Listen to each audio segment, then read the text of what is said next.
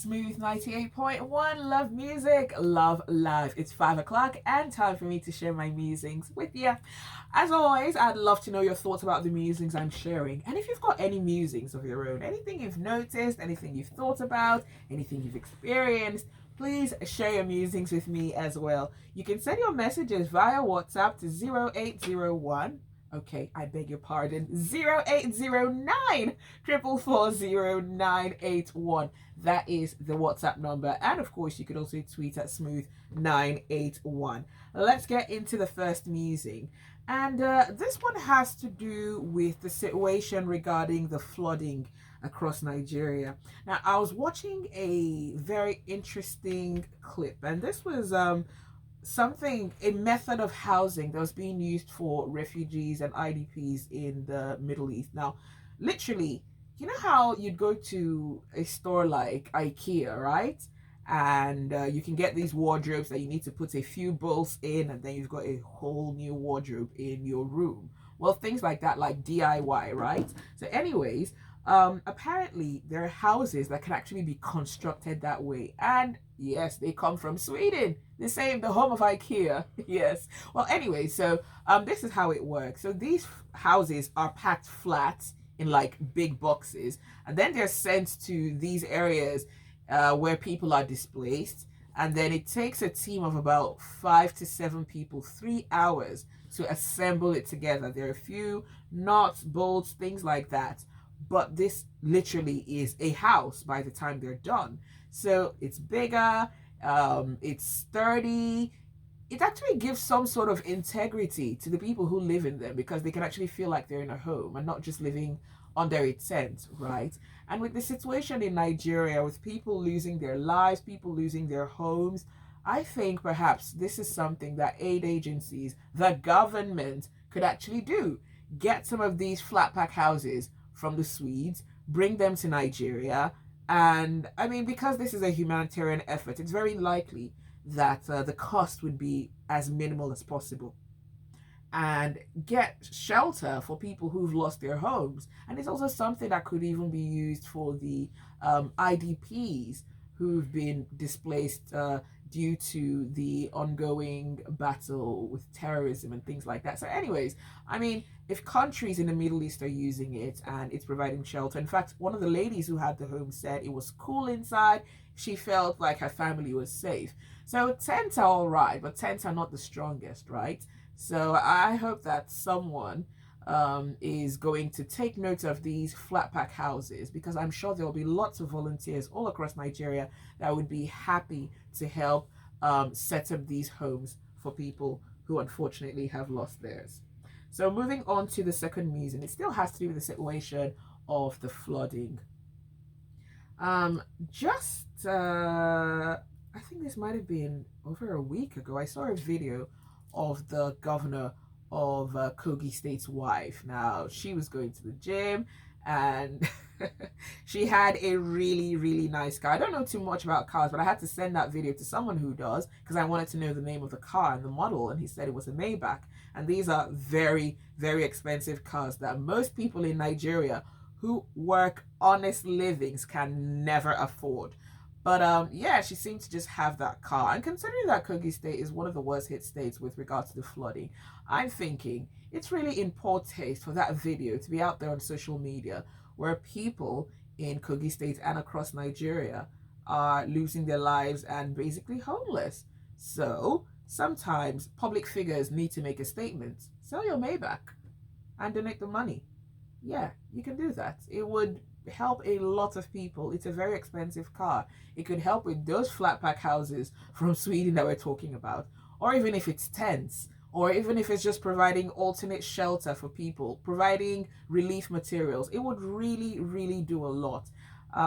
Yeah, so that is it. Sometimes you have to make a statement.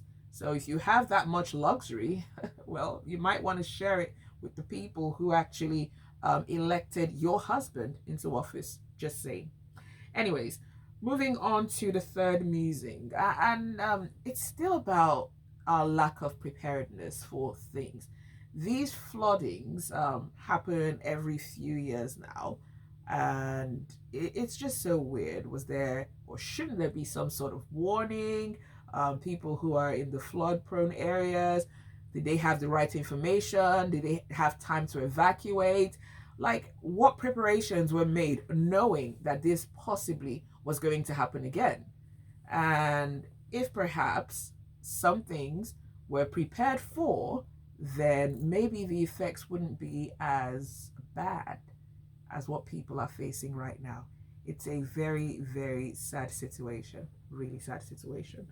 All right, so moving on to our fourth musing. This has to do with, I might have said this before, but this has to do with people trying to earn a, well, we could call it honest or perhaps not so honest living, selling things on social media.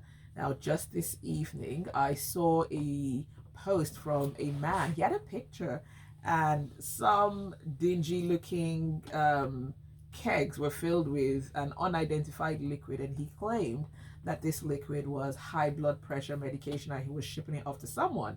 Now, I clicked on his page, and he said, one of his posts, his pinned post in fact, said his mother was a sort of herbal healer, and she got all the information from a dream. She could heal everything from high blood pressure to HIV and even infidelity. I'm not kidding. She, according to him, can heal or cure infidelity. Didn't realize that was a disease, but okay.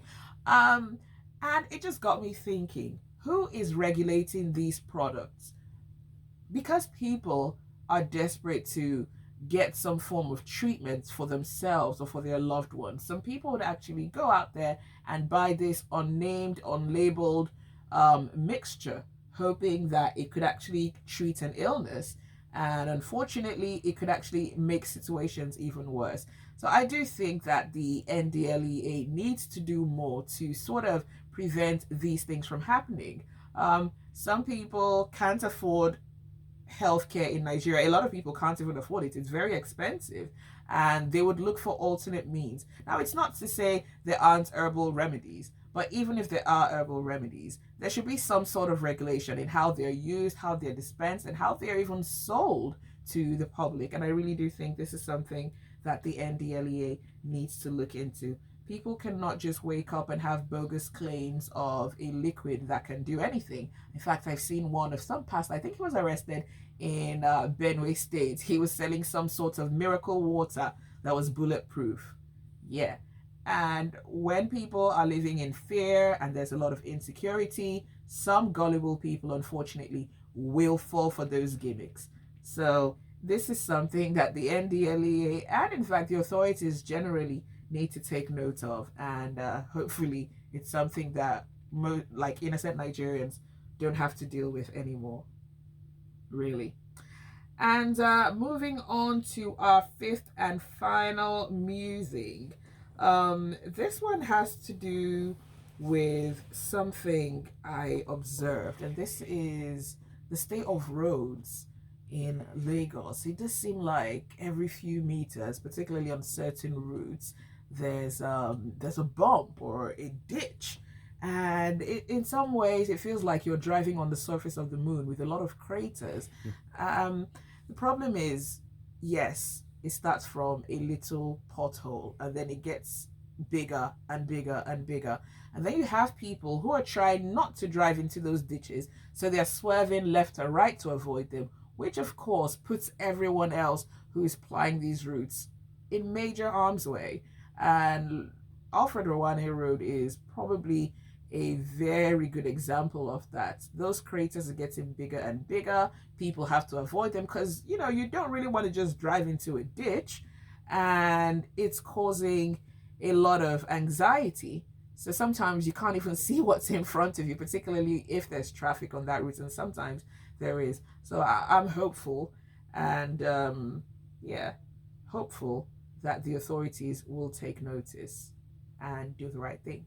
Well, that's it for 5 at 5. Let me know what your thoughts are. The WhatsApp number is 0809 440 981. On the other side, from 5:15, it will be time for the marketplace.